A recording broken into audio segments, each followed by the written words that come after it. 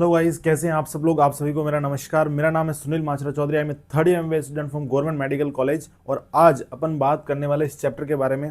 अपन ने mind map series start की है, उसमें दूसरा लेक्चर आज आपके सामने आया मोशन इन प्लेन का।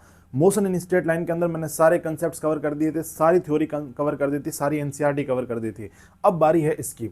इसके अंदर रेन मैन प्रॉब्लम और रिवर मैन प्रॉब्लम मैंने 1D के अंदर ही डिस्कस कर लिया था। तो यहाँ पर अपन सिर्फ और सिर्फ प्रोजेक्टाइल के बारे में बात करने वाले हैं, यानी कि ये लेक्चर कंप्लीटली डेडिकेटेड रहेगा प्रोजेक्टाइल के लिए। हर साल एक क्वेश्चन आपको प्रोजेक्टाइल से दिखता है और आसान क्वेश्चन होता है, आप आराम से 4 नंबर हासिल कर सकते हैं। प्रोजेक्टाइल के अंदर जितने भी एस्पेक्ट्स होते हैं, जितने भी केसेस बनते हैं, जितने भी फॉर्मूला, जितनी भी थ्योरी है, एक पॉइंट इसके बाहर नहीं आएगा। मैं सब कुछ लिख कर लाया हूं, सब कुछ आपको अच्छे से दिमाग में सेट करके जाऊंगा।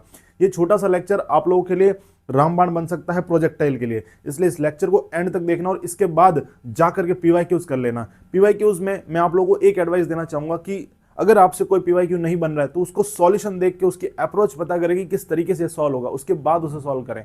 ठीक है, इस तरीके से आप जब चीजें करेंगे तो आप फिजिक्स सीखने लगेंगे और लास्ट के टाइम पे भी अच्छा स्कोर कर पाएंगे। तो आइए रिवाइज करते हैं प्रोजेक्टाइल को। यहाँ रिवीजन है, लेकिन मैं एक बार जीरो से ही मानता हूँ बच्चे को कि एकदम अच्छे से ही समझाता हूँ सारी चीजें। तो आपको डरने की जरूरत नहीं है, अगर आपने पहले नहीं पढ़ा तो भी आपको समझ में आएगा। लेकिन यहाँ पर अपन ज्यादा डेरिवेशन पे काम नहीं करेंगे, अपन फॉर्मूलाज, थ्योरी और कंसेप्ट्स के ऊपर बात करेंगे। तो आइए शुरू करते हैं मोशन इन प्लेन का ये लेक्चर। अगर ये नोट्स आपको चाहिए तो आप डिस्क्रिप्शन में दिए गए टेलीग्राम लिंक को क्लिक करके टेलीग्राम चैनल ज्वाइन करें और वहां से आपको इसके नोट्स मिल जाएंगे। साथ ही पुराने जो भी लेक्चर्स हैं उनके भी नोट्स मिल जाएंगे, साथ ही आपको क्वेश्चंस भी मिलेंगे। तो वो टेलीग्राम चैनल आप ज्वाइन कर लीजिए, नीट स्पार्क नाम से। तो सबसे पहले प्रोजेक्टाइल में बात करूंगा कि जो सबसे कॉमन केस होता है, केस वन से सबसे ज्यादा क्वेश्चन आते हैं ग्राउंड टू ग्राउंड प्रोजेक्टाइल का। तो मुझे एक बात बताइए, तो मैंने ये पेन फेंका है ना, तो क्या ये ग्राउंड टू ग्राउंड प्रोजेक्टाइल है? नहीं है, क्योंकि मैं खुद 6 फुट का हूं, तो मेरी हाइट से मैंने इसको फेंका, तो ये ग्राउंड टू ग्राउंड नहीं है। ग्राउंड टू ग्राउंड हम मानते हैं जो एकदम ग्राउंड से फेंकता है और ग्राउंड पर जाकर लाई करता है, तो उसे ग्राउंड टू ग्राउंड प्रोजेक्टाइल कहते हैं। ठीक है, तो यहां पर मैंने ग्राउंड से एक ऑब्जेक्ट को यू वेलोसिटी से ऊपर फेंका प्रोजेक्टाइल के लिए। अब यहां पर मैंने थीटा एंगल पर इसको फेंका। अगर मैं इसको सीधा फेंकता तो ये वही हो जाता, मोशन एंड ग्रेविटी, नहीं ये 1D हो जाता। लेकिन नहीं, अब मैंने इसको क्या किया कि तिरछा फेंका थीटा एंगल पर। तो अब ये जो मोशन है वो 2 प्लेन्स के अंदर होगा, तभी तो अपन इसमें इस टॉपिक को मोशन इन प्लेन के अंदर पढ़ते हैं। तो देखिए यहां पर मैंने यू वेलोसिटी से इसको फेंका, तो इसका जो एक्स कंपोनेंट होगा वो तो हो जाएगा यू कॉस थीटा। ठीक है, और इसका जो वाई कंपोनेंट होगा वो हो जाएगा यू साइन थीटा।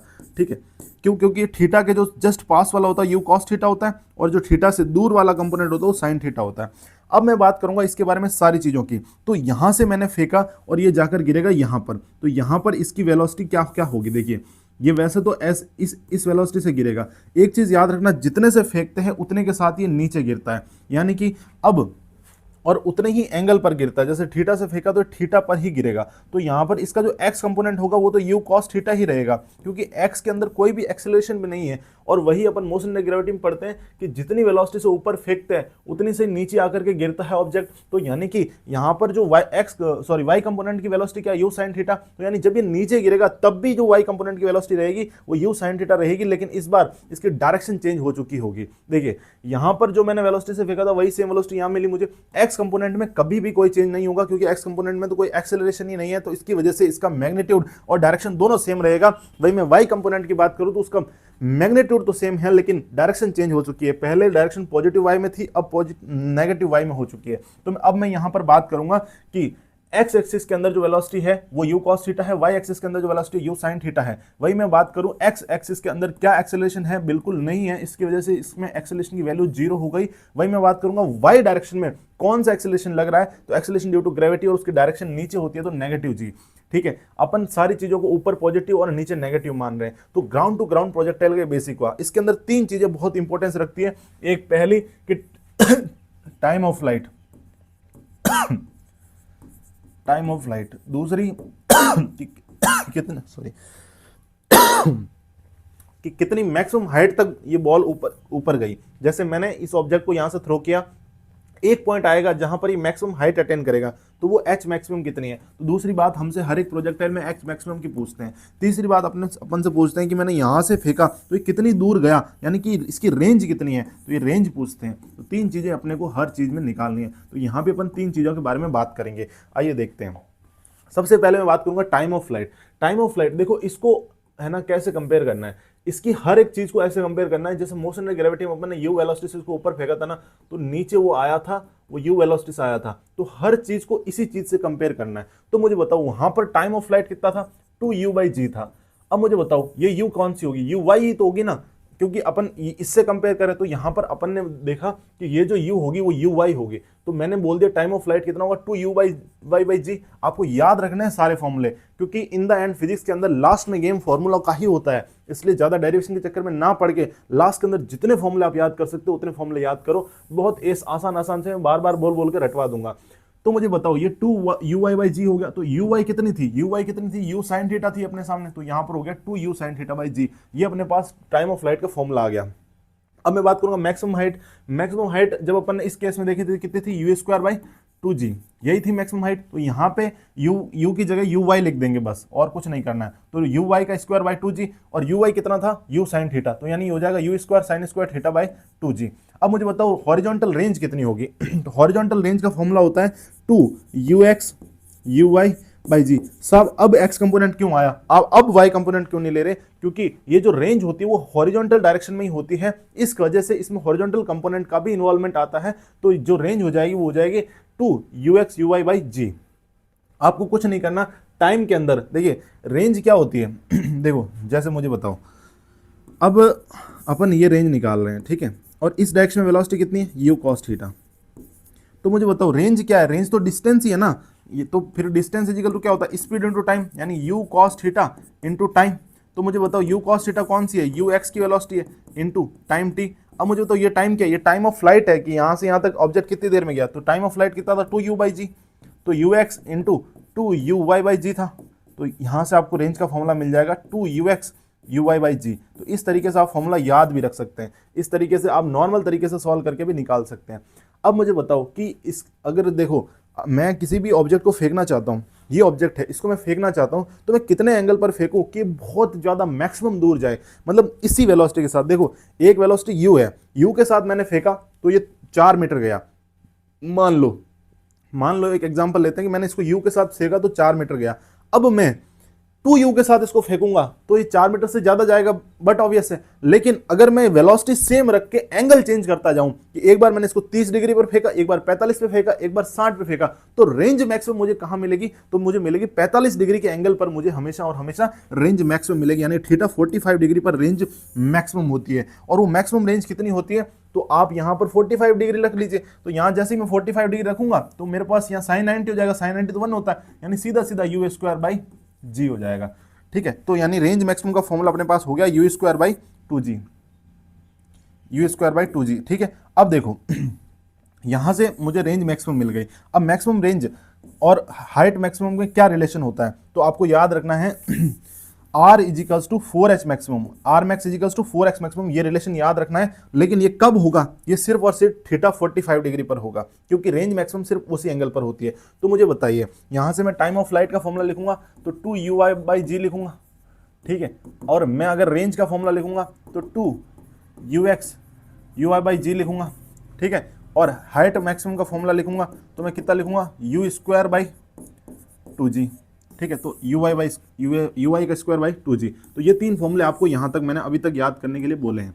ठीक है, अब मैं बात कर रहा था कि रेंज कहां पर मैक्सिमम होती है, थीटा 45 डिग्री पर रेंज मैक्सिमम होती है, और मैक्सिमम रेंज का फॉर्मूला कितना होता है, बताइए u²/2g, यही होता है मैक्सिमम रेंज का फॉर्मूला।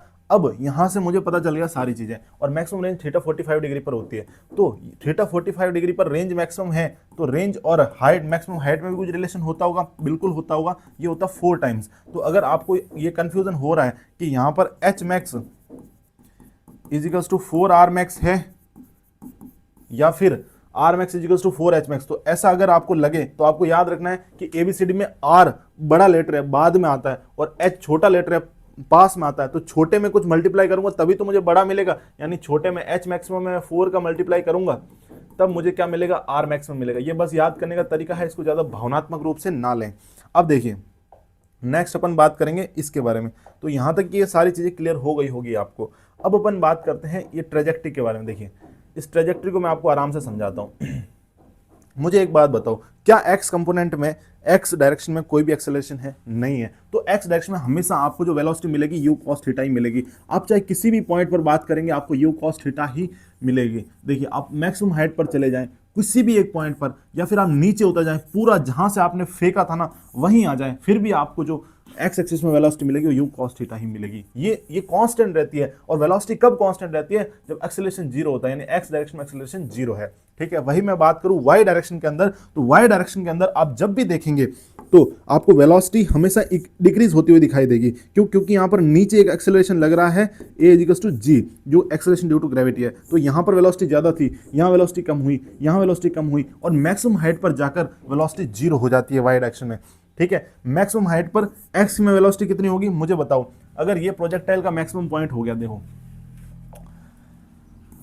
ये मैंने प्रोजेक्टाइल फेंका तो ये मैक्सिमम पॉइंट है, तो यहाँ पर एक्स डायरेक्शन में कितनी वेलोसिटी होगी वो तो फिक्स रहेगी यू कॉस थीटा, लेकिन यहाँ पर जो वाई डायरेक्शन की वेलोसिटी होगी वो जीरो हो जाएगी। ठीक है, ये आपको याद रखना है मैक्सिमम हाइट के ऊपर कि कब तक मैक्सिमम हाइट के ऊपर। और मैक्सिमम हाइट का फॉर्मूला क्या होता है?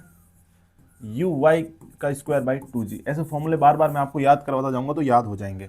ठीक है, तो ट्रेजेक्ट्री आपको समझ में आ गई होगी।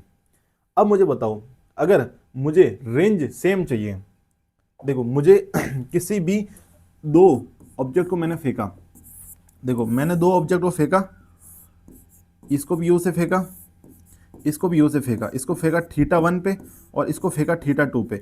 अब मुझे दोनों ही केसेज में रेंज कैसे चाहिए? सेम चाहिए। मुझे रेंज क्या चाहिए? सेम चाहिए, मतलब R1 इजिकल्स टू R2 चाहिए। ठीक है, और ये है एक को θ1 पे फेंका, एक को θ2 पे फेंका, और वेलोसिटी दोनों की सेम है, यू से फेंका। तो मुझे बताओ ये कहाँ पर सेम होगी? तो आप पढ़ते हैं कि हमेशा θ1 प्लस θ2 अगर 90 डिग्री होगा, कॉम्प्लीमेंट्री एंगल होंगे, तभी ये रेंज सेम हो सकती है। मतलब अगर मैं एक को 30 डिग्री पर फेंक रहा हूँ तो दूसरे को मुझे 60 डिग्री पर फेंकना पड़ेगा, तब अपना पास रेंज सेम आ जाएगी। अगर मैं सेम वेलोसिटी से फेंक रहा हूँ, मैंने बोला कि मैंने एक को 45 डिग्री पर फेंका, तो मुझे बताओ दूसरे में रेंज, तो यार ये तो मैक्सिमम रेंज वाला केस हो गया, तो मैक्सिमम रेंज तो दोनों में सेम ही होगी। तो 45 डिग्री पर अगर मैं दोनों को फेंकूंगा तो मुझे रेंज सेम मिलेगी। अब मुझे बताओ, एक को मैंने पहले वाले को मैंने 60 डिग्री पर फेंक दिया, तो दूसरे वाले को कितने डिग्री पर फेंकूं कि रेंज सेम हो जाए? तो 60 को 90 में से माइनस कर दीजिए, 30 बचता, तो 30 डिग्री पर मैं दूसरे को फेंकूंगा तब मेरे को रेंज सेम मिलेगी। लेकिन अपने पास दो चीजें सेम आएगी यहाँ पर, एक तो वेलोसिटी, फेंकने वाली वेलोसिटी सेम होनी चाहिए, और अगर मैं कॉम्प्लीमेंट्री एंगल 90 डिग्री पर फेंकूंगा दोनों को तो मुझे रेंज भी सेम मिलेगी। तो ये दो चीजें ध्यान रखनी है। नेक्स्ट अपन बात करते हैं equation of trajectory. Equation of trajectory कैसे निकालते हैं, क्या करते हैं? ठीक है, आपको हमेशा क्या करना है, जो भी इक्वेशन हो, जैसे आपकी एक्स डायरेक्शन कुछ इक्वेशन है, वाई डायरेक्शन कुछ इक्वेशन है, वहां से टाइम गायब कर दो। एक चीज याद रखनी है, इक्वेशन ऑफ ट्रेजेक्ट्री के अंदर कभी भी टाइम नहीं आता है। आप टाइम अगर गायब कर देंगे, टाइम को आप बिल्कुल गायब कर दीजिए, तो आपको इक्वेशन ऑफ ट्रेजेक्ट्री मिल जाएगी। तो इक्वेशन ऑफ ट्रेजेक्ट्री में एक बात याद रखनी है, कंसेप्ट याद रखना है कि टाइम कभी नहीं आता है। यहां पर मैं बात करूंगा कि यहां पर इक्वेशन ऑफ ट्रेजेक्ट्री क्या होगी। देखो, सबसे पहले इक्वेशन ऑफ ट्रेजेक्ट्री का मतलब होता है कि किसी भी पॉइंट के ऊपर अगर मैं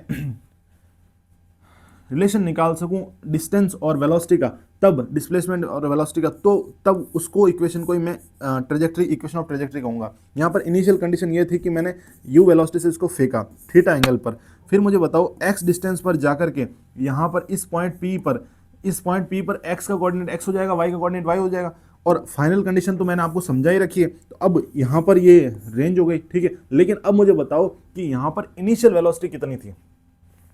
पहले तो आप इनिशियल और फाइनल वेलोसिटी निकाल लो। तो मुझे बताओ इनिशियल वेलोसिटी कितनी थी, यू इनिशियल कितनी होगी, इनिशियल वेलोसिटी कितनी होगी, एक्स डायरेक्शन में कितनी थी, you cos theta x direction यानी आई कैप, और वाई डायरेक्शन में ऊपर थी तो प्लस जे कैप आएगा, तो you sine theta J cap. ये मेरे पास इनिशियल वेलोसिटी होगी। यहाँ पर मुझे फाइनल वेलोसिटी बढ़ा तो फाइनल वेलोसिटी एक्स कंपोनेंट तो चेंज होता ही नहीं है, तो फाइनल वेलोसिटी में लिखूंगा ये तो होगा इनिशियल।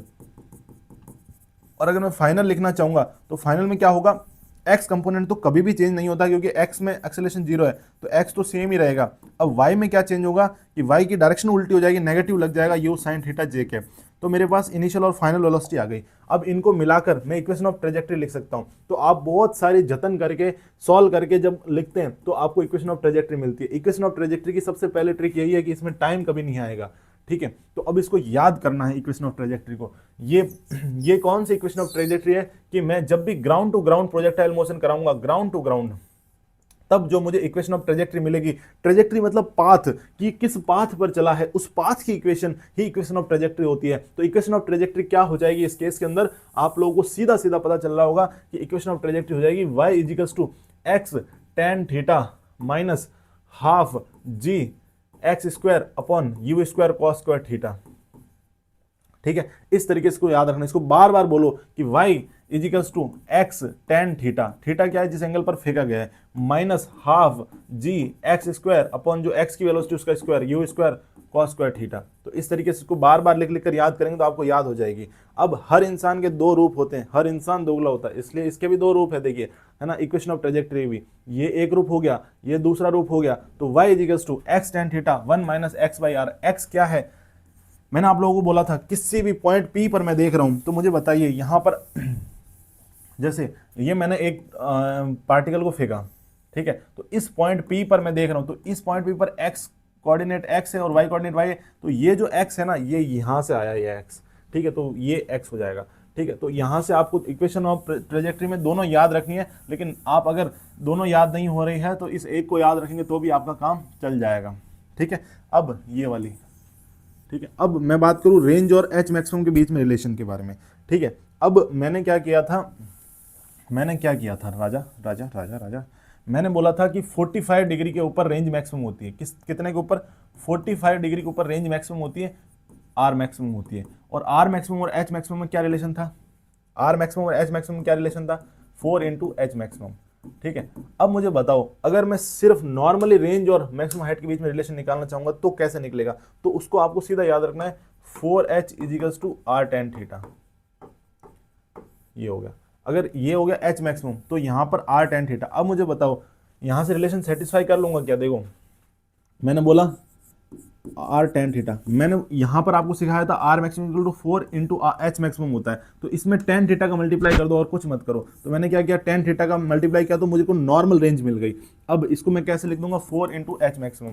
क्या ये रिलेशन ऊपर वाले रिलेशन को सेटिस्फाई कर रहा है, बिल्कुल करेगा, क्योंकि जो आर मैक्सिमम होती है वो कितने पे होती है, थीटा इजिकल्स टू 45 डिग्री पर। तो इस थीटा को यहाँ आप रखो तो आर टेन 45 हो जाएगा, और आर टेन 45 कितना होता है, 1 होता है, तो यानी आर इजिकल्स टू अपने पास मिल जाएगा भाई आर 45 1 होता है, और ये जो अब आर होगी क्योंकि 45 डिग्री पर फेंका तो ये आर मैक्सिमम हो जाएगी, तो R maximum equals to 4 into H maximum. तो ये रिलेशन ऊपर वाला भी सेटिस्फाई हो गया। तो आपको याद रखना है ये वाली चीज कि रेंज और एच मैक्सिमम के बीच में जो रिलेशन होता है 4h equals to R tan theta होता है। ठीक है, अब नेक्स्ट मैं बात करूं कि अगर यहां पर मैं टाइम और एच मैक्सिमम के बीच में रिलेशन निकालूंगा तो किस तरीके से निकलेगा। तो टाइम और एच मैक्सिमम के बीच में भी एक रिलेशन होता है, इसका भी आप फॉर्मूला याद रखें, इतना इंपॉर्टेंट नहीं है, इसको भूल जाएंगे तो भी चलेगा। लेकिन अगर आप कैलकुलेशन को ईजी बनाना चाहते हैं, क्वेश्चन को जल्दी करना चाहते हैं, टाइम को सेव करना चाहते हैं, तो आप लोग इसको भी याद रख लेना। मैंने आप लोगों को बोला कि यहाँ पर जब अपन ऊपर से नीचे फेंकते हैं, देखो मोशन इन स्ट्रेट लाइन में पढ़ा था अपन ने मोशन ऑफ ग्रेविटी के अंदर कि अगर मैं ऊपर से नीचे फेंकूंगा तो मेरे को जो टाइम मिलता है वो 2√2h/g मिलता है। तो इसमें हल्का फुल्का वेरिएशन करना है, कुछ भी नहीं करना है, इसको 8 कर दो और इसको h मैक्सिमम कर दो तो आपको टाइम मिल जाएगा। ये याद करने का तरीका बता रहा हूँ बस, 8h/g। तो ऐसे क्या होता है, एनालिटिकल वे में चीज़ें याद आसानी से होती है, आप डायरेक्ट लिख लिख कर रटने की कोशिश करेंगे तो वहाँ भूलने के चांसेज रहते हैं। ठीक है, अब मैं बात करूंगा कि मैक्सिमम हाइट पर काइनेटिक एनर्जी कितनी होगी। मान लीजिए इस ऑब्जेक्ट की इनिशियल काइनेटिक एनर्जी कितनी थी, k थी, इनिशियल काइनेटिक एनर्जी k है, तो मैक्सिमम हाइट पर जाकर जो इसकी काइनेटिक एनर्जी होगी इस k के cos स्क्वायर थीटा टाइम हो जाएगी, यानी kinetic energy at maximum height कितनी हो जाएगी, इस इनिशियल काइनेटिक एनर्जी के cos स्क्वायर थीटा टाइम्स हो जाएगी। तो k cos square theta maximum height पर काइनेटिक एनर्जी हो जाएगी। बस इतना सा आपको याद रखना है। ठीक है, अब इसके ज़्यादा डेरिवेशन में नहीं जाना है, वैसे काइनेटिक एनर्जी का क्वेश्चन भी कोई ज़्यादा पूछते नहीं है।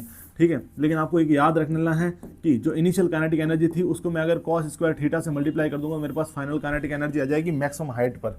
ठीक है, अब देखो अब मैंने इसको यहाँ से फेंका था तो वही सेम चीज़ें हैं कि अगर मैं मान लूँ कि यहाँ पर मुझे जाना है कि इस पॉइंट पर, तो इसको मैं आपको आगे अच्छे से बताऊंगा, उससे पहले मैं आपको हल्का सा मोमेंटम और ये इनिशियल और फाइनल वेलोसिटी, देखिए इनिशियल वेलोसिटी कितनी थी आप मुझे एक बार खुद से लिख के बताइए। अब बार बार अगर आप खुद से लिखते रहेंगे तो चीज़ें बहुत आसान रहेगी।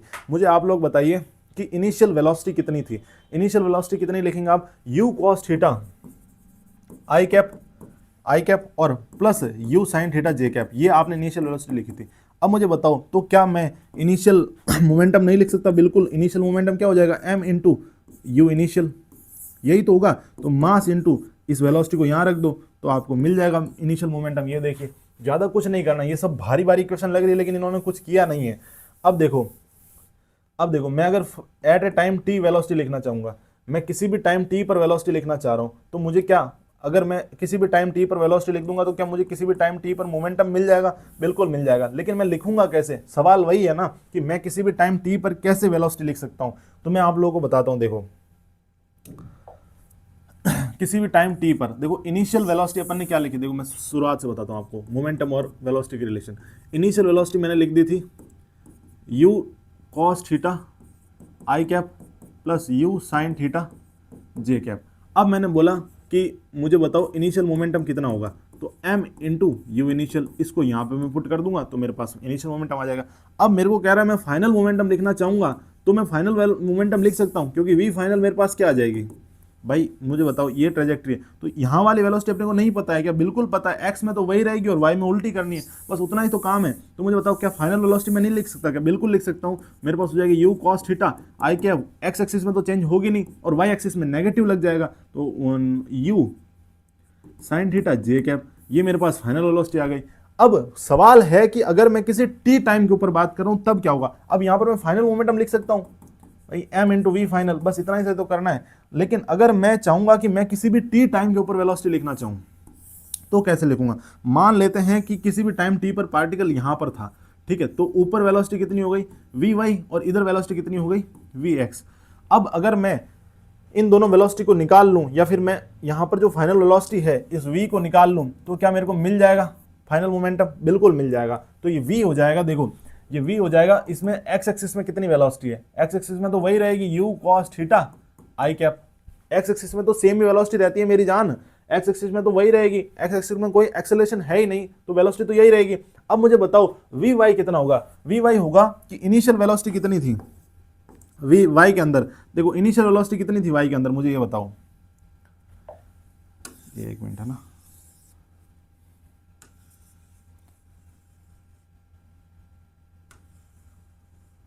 मुझे ये बताओ कि y के अंदर इनिशियल वेलोसिटी कितनी थी? y के अंदर इनिशियल वेलोसिटी थी साहब अपने पास u sin theta J cap. अब मुझे बताओ कि इस इनिशियल वेलोसिटी ये है, तो मुझे अगर फाइनल वेलोसिटी निकालनी है तो मैं क्या लिखूंगा? v equals to u plus a T.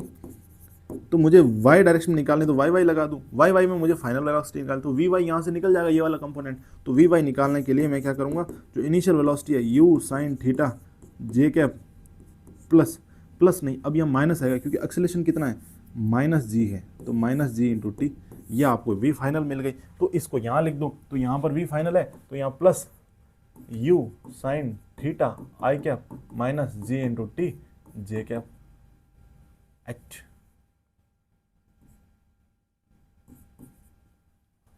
ये अभी यहाँ पे मत लगाओ क्योंकि ये खुद ही वी वाई किस में है जे कैप में, तो वी वाई आपको मिल जाएगा u sin theta minus G T total in J cap. तो आप लोगों को क्या इस पॉइंट के ऊपर वेलोसिटी मिल गई किसी भी पॉइंट पर। अब यहाँ से मैं मोमेंटम निकालना चाहूँगा इस पॉइंट पर तो m इंटू वी हो जाएगा, यानी mass into you cos theta I cap plus you sine theta minus G T J cap. बस ये आपके पास मोमेंटम आ गया। कोई हार्ड चीज़ नहीं है, बस आपको थोड़ा सा एनालिटिकल सोच रख के थोड़ा बहुत कर लेना है, दैट्स इट। प्रोजेक्टाइल उतना हार्ड नहीं है जितना आप समझते हैं, तो वही चीज़ें यहाँ लिखी हुई है। अब मुझे अगर उस पॉइंट पर नेट वेलोसिटी निकालनी होती तो मैं कैसे निकालता? मैंने बोला था कि ये एक प्रोजेक्टाइल है, मैंने ऐसे फेंका इसको, इस पॉइंट पर मैंने देखा कि ऊपर वी वाई है, इधर वी एक्स है और ये जो वेलोसिटी है वी है, तो अब ये वी नेट कितनी होगी वो अगर मैं निकालना चाहूँ तो क्या नहीं, कैसे निकालूंगा? मैं उसका मैग्नीट्यूड निकालना चाहता हूँ इसका, तो मैं लिखूंगा v x equals to u cos theta I cap, ये मैंने अभी बताया, और वी वाई इजिकल्स टू क्या लिखूंगा you sine theta minus G T J cap, ये मैंने अभी बताया। अब मुझे बताओ अगर मैं नेट निकालना चाहूंगा तो मैं इन दोनों को प्लस कर दूंगा, तो मैंने की थी भाई। मैंने मोमेंटम कैसे लिखा था? मैंने मोमेंटम ऐसे ही तो लिखा था। मैंने मोमेंटम कैसे लिखा था? P equals to m into v final vector, ये मोमेंटम भी तो वेक्टर है, तो ऐसे लिख दिया था। तो यहाँ पर मैंने वहाँ वी नेट डायरेक्ट पुट कर दी थी, लेकिन अब मुझे वी नेट का मैग्नीट्यूड चाहिए, तो मैं क्या करूँगा v x square plus v y square, इसका अंडर रूट कर दूंगा। ऐसे ही तो होता है ना भाई। ये देखो इस पॉइंट P पर ये v है, ये वी वाई है और ये वी एक्स है, तो ऐसे केसेज में वी निकालने के लिए अपन क्या करते हैं, इसका मैग्नीट्यूड निकालने के लिए एक्स कंपोनेंट और वाई कंपोनेंट का स्क्वायर करके जोड़ देते हैं, v x square plus v y का स्क्वायर का जे अंडर रूट। तो ऐसे ही इसमें कर लो, तो इसमें अंडर रूट और इन दोनों की वैल्यू पुट कर दो, आपके पास नेट वेलोसिटी निकल जाएगी। अब क्वेश्चन में हमें यू दिया रहता है, थीटा दिया रहता है, सब कुछ दिया रहता है, आराम से जब कैलकुलेशन करते हैं तो बहुत आसानी से निकलता है ये। अभी तो थोड़ा सा वेरिएबल्स में है तो आपको हार्ड लग रहा होगा। अब मेरे को कह रहा है साहब मैंने किसी एक पॉइंट पर वेलोसिटी तो निकाल ली, अब मुझे किसी भी एक पॉइंट पर डिस्प्लेसमेंट निकाल के दिखाओ कि डिस्प्लेसमेंट कितना होता है। तो अब अपन डिस्प्लेसमेंट निकाल लेते हैं। यहाँ पर हम किसी भी पॉइंट पी पर डिस्प्लेसमेंट की बात करने वाले देखो ये मैंने यू वेलोसिटी को उछाला, ठीक है। अब ये यहाँ ये ट्रेजेक्ट्री फॉलो कर रहा है। अब इस पॉइंट पर x coordinate x, y coordinate y, इस टाइम टी पर मुझे डिस्प्लेसमेंट निकालना है। तो डिस्प्लेसमेंट कैसे होगा, ऐसे होगा भाई, ये तो हो गया डिस्टेंस। अब मुझे डिस्प्लेसमेंट निकालना, तो डिस्प्लेसमेंट तो ऐसे ही होगा। और डिस्प्लेसमेंट का मान लो मैंने एंगल मान लिया बीटा, कितना मान लिया बीटा, ठीक है। और ये डिस्प्लेसमेंट, अब मुझे ये डिस्प्लेसमेंट निकालना है। तो ये तो हो गया वाई और ये हो गया एक्स। भाई ये वाला डिस्प्लेसमेंट तो हो गया एक्स और ये वाला डिस्प्लेसमेंट हो गया वाई। तो इनका स्क्वायर करूंगा तो ट्रायंगुलर लॉ से मुझे ये नेट डिस्प्लेसमेंट मिल जाएगा। तो यानी अगर मैं एक्स एक्सिस में अंदर मैं लिखना चाहता हूं तो डिस्प्लेसमेंट इज इक्वल टू क्या हो जाएगा, velocity into time, velocity into time. तो एक्स एक्सिस में वेलोसिटी कितनी, यू कॉस थीटा और टाइम टी। एक्स एक्सिस में डिस्प्लेसमेंट मिल गया। अब इतना हार्ड लग रहा देखने से, लेकिन जैसे मैं एक्सप्लेन कर रहा हूँ बहुत आसान है भाई। तुम थोड़ा एनालिसिस करो, थोड़ा अपना दिमाग लगाओ तो आराम से फिजिक्स होती है, कोई हार्ड नहीं है। जब अपन लंबी लंबी क्लासेस पढ़ते हैं तो वहाँ बहुत सारे डेरिवेशन, बहुत सारा कंफ्यूजन होता है, तब अपने को फिजिक्स हार्ड लगती है।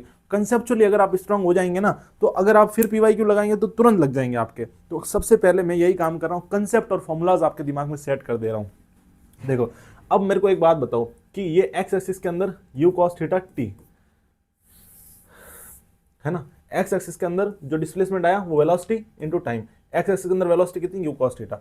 अब मुझे बताओ अगर मैं वाई एक्सिस में निकालना चाहूंगा तो वाई एक्सिस में क्या वेलोसिटी कांस्टेंट है, नहीं है। तो जो वेलोसिटी कांस्टेंट नहीं है तो अपन क्या क्या क्या फॉर्मूला लगाते हैं, s equals to u t minus half a t square, u t plus half a t square, यही तो फॉर्मूला होता है सेकंड इक्वेशन ऑफ मोशन। तो अब मुझे एस निकालना है, एस वाई निकालना, तो यू वाई टी कितना हो जाएगा, यू वाई टी हो जाएगा u sine theta t, u sine theta t. Y axis में कितनी है वेलोसिटी, यू साइन थीटा है, और अब हाफ है, एक्सेलरेशन माइनस है तो माइनस हाफ एक्सेलरेशन कितना, जी इंटू टी स्क्वायर। सॉरी आज थोड़ा सा तबीयत वाला इशू है, ठीक है। देखो अपना displacement S why you sine theta T minus half G T square, ठीक है। अब अगर मैं ये मेरे को यहाँ से मिल गया तो अपना जो वाई एक्सिस में डिस्प्लेसमेंट कितना हो गया, you sine theta minus half G T square. अब मुझे आप एक बात बताओ कि अगर मैं नेट डिस्प्लेसमेंट निकालना चाहूंगा तो इन दोनों को प्लस कर दूं, ठीक है। तो प्लस करूंगा तो मेरा वेक्टर फॉर्म में मिल जाएगा, मुझे इन दोनों को प्लस ही तो करना है डायरेक्ट। लेकिन अगर मैं मैग्नीट्यूड चाहता हूं तो इसको सॉल्व कर लो, पहले इसको सॉल्व कर लो, फिर इनका स्क्वायर का अंडर रूट कर लो, वही सेम ट्रायंगुलर लॉ वाला फॉर्मूला जो मैंने पीछे बताया था, ठीक है। और अगर मेरे को बीटा निकालना है तो tan beta is equals to क्या होता है, परपेंडिकुलर अपॉन बेस। तो tan beta is equals to क्या हो जाएगा, perpendicular as y upon base as x. तो यही हो गया। तो इस तरीके से आप बीटा निकाल सकते हो, बहुत आसान है यार। नेक्स्ट अपन ये वाली बात करते हैं, बहुत इंपॉर्टेंट कंसेप्ट है। देखो मैं आप लोगों को समझाता हूँ। ये कहता है कि मैंने टाइम टी जीरो से, ये है ना, ये हमेशा जो प्रोजेक्टाइल मोशन हो गया या फिर मोशन एंड ग्रेविटी हो गया बहुत सिमेट्रिकल होते हैं। जब तक कि अपन ए रेजिस्टेंस को अवॉइड कर रहे हैं तब तक ये बहुत सिमेट्रिकल होते हैं। और सिमेट्रिकल में यही मजा है कि अपन कंसेप्ट को रिलेट कर सकते हैं। तो यहाँ अपन रिलेट करते हैं। देखिए ये तो हो गया मेरे पास एच मैक्सिमम। तो एच मैक्सिमम पहुंचने के लिए जो टोटल टाइम पीरियड कितना है इसका, टी है। टोटल टाइम पीरियड इस प्रोजेक्टाइल मोशन का टी है। तो एच मैक्सिमम पर पहुंचने के लिए मुझे हाफ टाइम लगा, क्योंकि time of ascend is equal to time of descend बराबर होता है। ये हमने मोशन एंड ग्रेविटी में भी पढ़ा। तो यहाँ पर मुझे t/2 लगेगा और यहाँ भी मुझे t/2 टाइम लगेगा, ये पूरी जर्नी तय करने में। ये वाली आधी और ये आधी दोनों को जोड़ोगा तो मुझे टोटल टाइम मिल जाएगा। ठीक है, इतनी बात सर समझ में आ गई। तो एच मैक्सिमम पर मेरे को टाइम मिल गया। तो अब ये क्या है कि ये क्या करता है कि अपना एक सिमेट्रिकल फॉलो करता है। तो सिमेट्रिकल के केस में क्या होगा कि जितना टाइम इसको यहाँ एच हाइट तक जाने में लगा है ना, लेकिन फॉलो वही करता है। तो ये वापस जब नीचे उतरेगा ना, तब भी एक पॉइंट ऐसा आएगा जो ये एच हाइट तक जाएगा, ये हाइट सेम होगी, एक पॉइंट ऐसा आएगा। तो ये पॉइंट मान लो T1 पे आया और फिर जा करके ये पॉइंट T2 पे आया। तो इस T1 और T2 में रिलेशन निकालना है। ठीक है, तो वो कैसे निकलेगा, देखो ये टाइम T1 पे एच हाइट पे था और वो वापस जाते वक्त ये टाइम T2 पर एच हाइट पर था। तो T1 और T2 में रिलेशन होता है कि इन दोनों को आप जोड़ दो तो आपको टोटल टाइम मिल जाएगा। तो T1 प्लस मैं T2 करूंगा तो मुझे टोटल टाइम ऑफ प्रोजेक्टाइल मिल जाएगा, time of flight of projectile. तो ये देखो ठीक है। अगर मैं ये करना चाहूं कि मुझे अब टाइम निकालना है कि इस T1 से T2 में, मतलब ये जो प्रोजेक्टाइल मैंने तय किया इसका टाइम पीरियड कितना है, तो उसको निकालने के लिए मैं क्या करूंगा कि T2 टाइम यहां से यहां तक आने में मुझे T2 टाइम लगा और यहां से यहां तक आने में T1 टाइम लगा, तो T2 माइनस T1 करूंगा तो यहां से यहां तक का टाइम निकल जाएगा। तो T2 माइनस T1 करेंगे तो उसका आराम से आपको फॉर्मूला मिल जाएगा। क्योंकि आप लोग देखो तो ये तो वही सेम हो गया ना, तो √8h/g मैंने आपको पढ़ाया था ना, एच मैक्सिमम बाई जी। तो यहां पर एच मैक्सिमम कितना है भाई लोगों, यहां पर ये ऐसा प्रोजेक्टाइल हो गया ना, इस प्रोजेक्टाइल का टाइम पीरियड यानी यहां से यहां तक का, तो ये जो डिस्टेंस होगी वो कितनी हो जाएगी, एच मैक्सिमम माइनस एच करूंगा तो ये मिल जाएगी मुझे, तो यानी कि एच मैक्सिमम माइनस एच कर दो, वही तो मैंने बताया था 8 into H maximum by g time period होता है, तो वहीं से ये फॉर्मूला निकल जाएगा, यानी कि H maximum minus H upon G. अगर मैं पूरा टाइम देखता तो मैं लिखता t equals two √8 into H maximum by G, ठीक है। लेकिन अभी मैं क्या कर रहा हूं, सिर्फ इस हाइट का देख रहा हूं, तो इस हाइट की जगह ये वाली हाइट रख दो, यानी H maximum by H, x maximum minus H, तो ये वाली हाइट रखूंगा तो मेरे को ये फॉर्मूला मिल जाएगा और वो टाइम पीरियड निकल जाएगा। बस वैसे ये कोई नहीं पूछता है।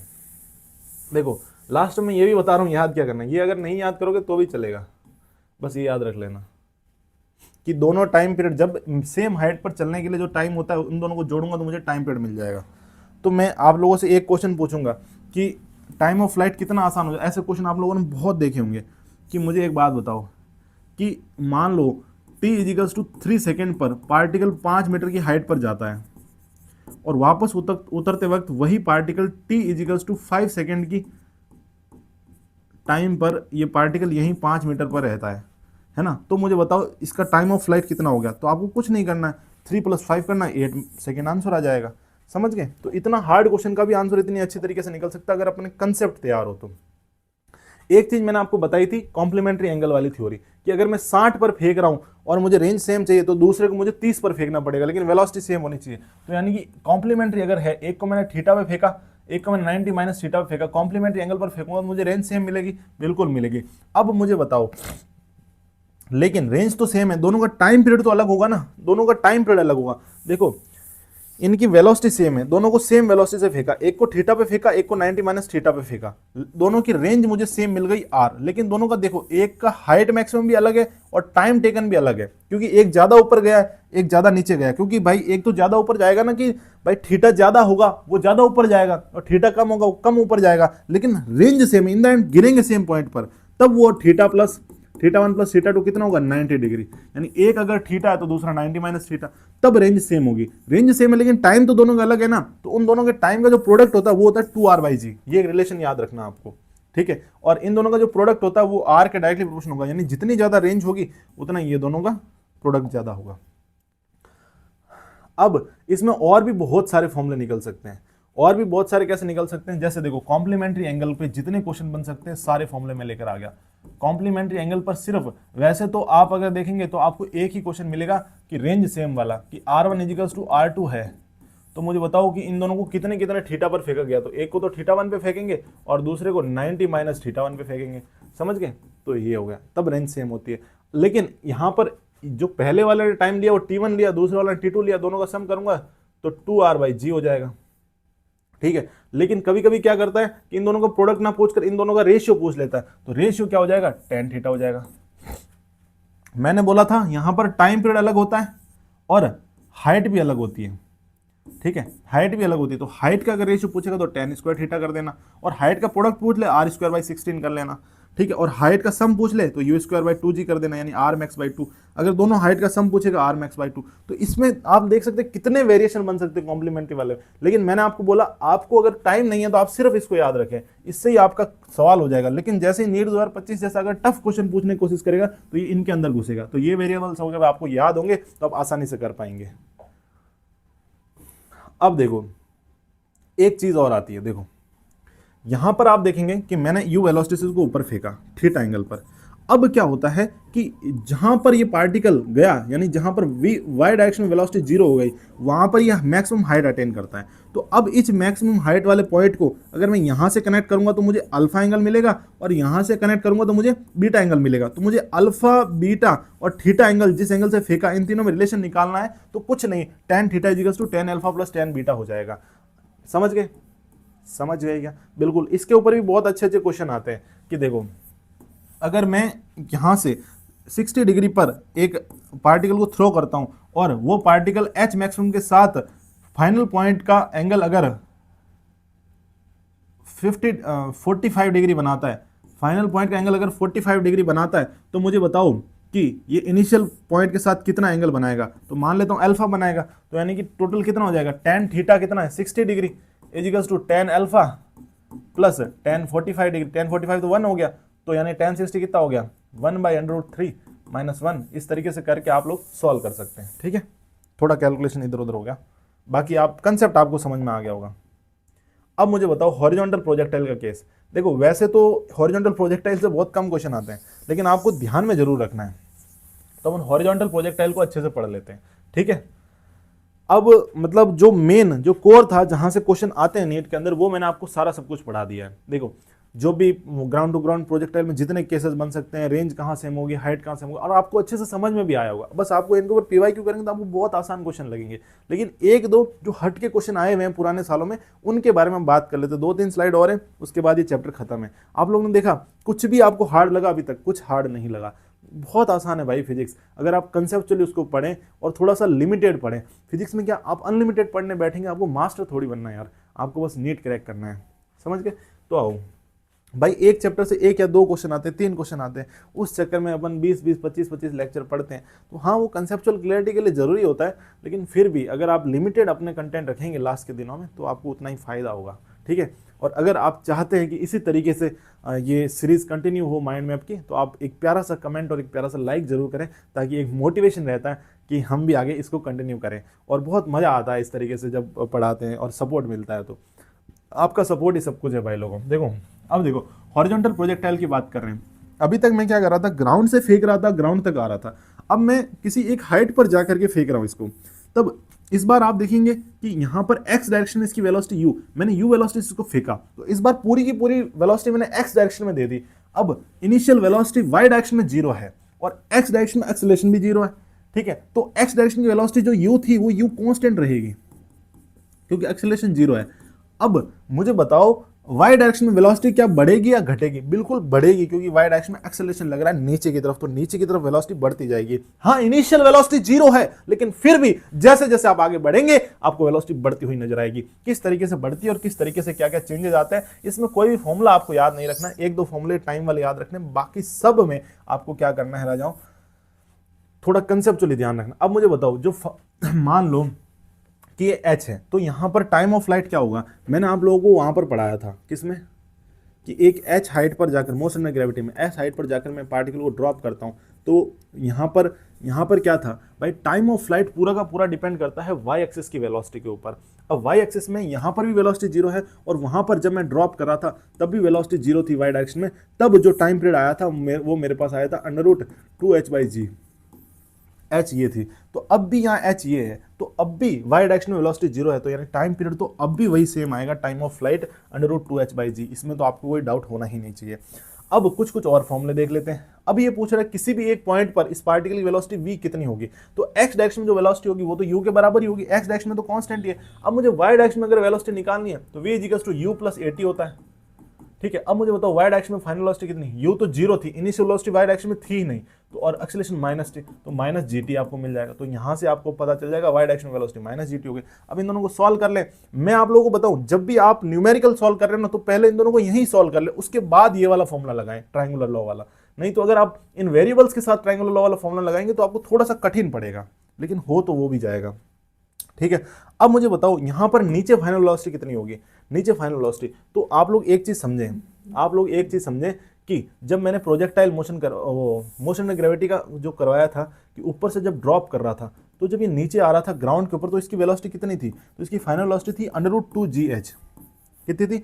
√2gh। तो यहाँ पर अब मैं देखूंगा कि y डायरेक्शन में वेलोसिटी यहाँ तो 0 थी, लेकिन जैसे ही नीचे आएगा तो y डायरेक्शन में मुझे एक वेलोसिटी मिलेगी √2gh। मैंने बोला कि ऊपर से नीचे आने में y डायरेक्शन में वेलोसिटी बढ़ेगी, तो यहाँ पर मुझे √2gh मिल जाएगी। वही x में कितनी वेलोसिटी है, u है, x में तो सेम ही रहेगी ना, x में कोई एक्सेलरेशन नहीं है तो जितने से फेंका। अब मुझे बताओ यहाँ पर जो फाइनल वेलोसिटी x के अंदर तो u हो गई और y के अंदर कितनी हो गई, √2gh।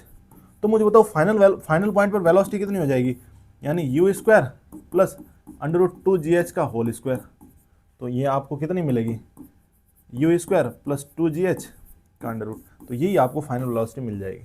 समझ गए। तो ये हॉरिजॉन्टल प्रोजेक्टाइल का कुछ भी हार्ड कुछ नहीं लगा, लेकिन अगर एक्स्ट्राऑर्डिनरी क्वेश्चन आएगा तो इससे आएगा। अब आप इसमें कुछ और देख लो। अब इसमें अपन इक्वेशन ऑफ ट्रेजेक्टरी की बात करते हैं कि साहब इसने पाथ कैसा फॉलो किया। इक्वेशन ऑफ ट्रेजेक्टरी हमेशा अपने को क्या बताता है, अपने को पाथ बताता है कि साहब ये पार्टिकल को मैंने इस तरीके से फेंका है तो ये कौन से पाथ के ऊपर ट्रेवल करेगा। देखो, तो ये इक्वेशन ऑफ ट्रेजेक्टरी। मैंने आप लोगों को क्या बोला, जो भी आपके पास इक्वेशंस है ना उनको लेके उसमें से टी गायब कर दो, इक्वेशन ऑफ ट्रेजेक्टरी आ जाएगी। देखो यहां पे देखो, मैं बताता हूं, ये h हाइट पर ले जाकर मैंने इस पार्टिकल को फेंका, तो x डायरेक्शन में वेलोसिटी u हो गई, y डायरेक्शन में वेलोसिटी क्या हो गई, 0 हो गई। ठीक है, अब मुझे बताओ, ये है t = 0 ओरिजिन। अब मैंने यहां से फेंका, तो अब मैं किसी भी इस पॉइंट पर जाकर के एक मैं डिस्प्लेसमेंट करता हूं, मैं डिस्प्लेसमेंट कैलकुलेट करता हूं, x डायरेक्शन में ये डिस्प्लेसमेंट हो गया और y डायरेक्शन में ये हो गया। तो मुझे बताओ x डायरेक्शन में डिस्प्लेसमेंट कितना हुआ। x डायरेक्शन में कोई भी एक्सेलरेशन नहीं है, तो x डायरेक्शन में जो डिस्प्लेसमेंट होगा वो हो जाएगा speed velocity into time. Velocity कितनी थी, u इंटू टाइम, ये हो गया x डायरेक्शन का। y डायरेक्शन में एक्सेलरेशन है तो आप मोशन वो इक्वेशन ऑफ मोशन लगा दो, तो s = ut + ½ at², s = ut + ½ at²। अब मुझे बताओ u कितनी थी, x y डायरेक्शन में 0 थी, तो यानी y डायरेक्शन में जो डिस्प्लेसमेंट आएगा वो आ जाएगा -½ g/t²। तो यहाँ पर आपको x डायरेक्शन में मिल गया और y डायरेक्शन में मिल गया। अब इन दोनों इक्वेशन को आप कंबाइन कर दो तो आपको क्या मिलेगा, y डायरेक्शन में मतलब जो इक्वेशन ऑफ ट्रेजेक्टरी मिल जाएगी। तो इसको कैसे कंबाइन करेंगे, कैसे कंबाइन करेंगे बताओ। अब यहाँ से मुझे बताओ x टाइम की वैल्यू क्या लिख सकता हूँ। यहाँ से मुझे एक बात बताओ, जैसे ये इक्वेशन है, इस इक्वेशन से मैं टाइम की वैल्यू क्या लिख सकता हूँ, x/u। अब इस टाइम को यहाँ पुट कर दूँ, तो जैसे ही मैं पुट करूंगा तो मेरे पास क्या मिलेगा, -½ g × x/u का होल स्क्वायर। तो यहाँ से मुझे मिल जाएगा -½ g x² / u²। तो यानी कि आप आराम से ये निकाल सकते हैं इक्वेशन ऑफ ट्रेजेक्टरी। वहाँ तो मैंने आपको ग्राउंड टू ग्राउंड में इक्वेशन ऑफ ट्रेजेक्टरी याद करवाया था क्योंकि वो इंपॉर्टेंट है, वहाँ आपको तुरंत क्वेश्चन आते ही सॉल्व करना है। लेकिन यहाँ पर ये क्वेश्चन वैसे कम ही आते हैं तो आपको ये निकालना आना चाहिए, बहुत बेसिक सी फिजिक्स है। नेक्स्ट अपन बात करते हैं इस पॉइंट के ऊपर। वैसे ये भी इतना ज़्यादा कुछ खास है नहीं, इससे मेरे को नहीं लगता कि कभी कोई क्वेश्चन पूछा जाएगा, पर फिर भी आप अगर निकालना चाहें कि मान लीजिए ये तीसरा केस है, एक तो अपन ने ग्राउंड टू ग्राउंड पढ़ा और एक वो वाला पढ़ा, ठीक है। लेकिन अगर मैं h हाइट पर जाकर के इसको ऊपर उछाल दूं तब क्या केस बनेगा, वो उसकी चीज़ है सब। तो अगर मैं ऊपर उछाल रहा हूँ, मतलब इस बार पहले दूसरे केस में क्या था, मैंने y डायरेक्शन में वेलोसिटी ही नहीं दी, इस बार y डायरेक्शन में भी वेलोसिटी और x में भी वेलोसिटी है। तो आप बेसिक सी इक्वेशन ऑफ मोशन लगा करके जो भी है मैक्सिमम हाइट जितनी भी आएगी वो निकाल सकते हो। चलो मैं आपको निकाल के बता ही देता हूँ। देखो इसमें दो चीज़ें अगर आपसे पूछेगा तो पूछ सकता है, एक तो ये हाइट पूछ सकता है कितनी हाइट पर आप गए, तो इस हाइट को अपन निकाल लेते हैं। इस हाइट को निकालने के लिए अपन क्या करेंगे कि y डायरेक्शन में ये हाइट है ना, तो y डायरेक्शन में अपन इक्वेशन ऑफ मोशन लगा लेते हैं, s = ut + ½ at²। अब मुझे बताओ ये मुझे निकालनी है, तो ये वाला पॉइंट माने, तो इस वाले पॉइंट के ऊपर ये डिस्प्लेसमेंट कितना हो गया, -h, ठीक है, = u कितना हो गया, u ऊपर है, u sin थीटा, तो u sin theta × t -½ acceleration कितना है, g/t²। तो यानी कि यहाँ से आपको h मिल जाएगा, यही फॉर्मूला ये है देखो।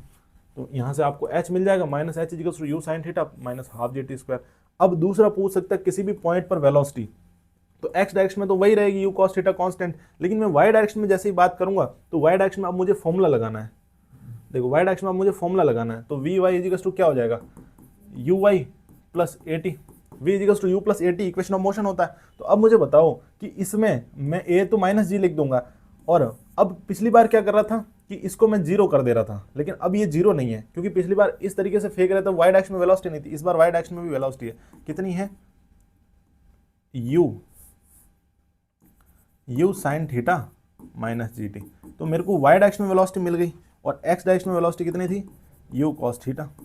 तो इन दोनों को मैं निकाल के जब मुझे नेट वेलोसिटी चाहिए होगी तो अंडर रूट वी एक्स का स्क्वायर प्लस वी वाई का स्क्वायर कर लूँ। बहुत बेसिक सी फिजिक्स आएगी इसमें भी। वैसे इस क्वेश्चन का सवाल, इस केस का सवाल तो आता ही नहीं है, ठीक है। तो मेनली वो पहले वाले दो केस इंपॉर्टेंट है। इसी के साथ आप लोगों का प्रोजेक्टाइल है वो एकदम खत्म रह जाऊँ। बहुत बहुत धन्यवाद आपका लेक्चर में एंड तक बने रहने के लिए। आप लोगों ने देखा बहुत आसान आसान से मैंने चीज़ें कवर करवा दी है, ठीक है। अगर आप चाहते हैं कि इसी तरीके के चैप्टर्स और इन्हीं कंसेप्ट्स और इतनी ही कंसाइज्ड और एकदम प्योर जो कंप्लीट थ्योरी है, कंप्लीट फॉर्मूलाज है, कंप्लीट कंसेप्ट, आप एनसीईआरटी पढ़ेंगे, आपको एनसीईआरटी के भी सारे पॉइंट्स कवर्ड मिलेंगे।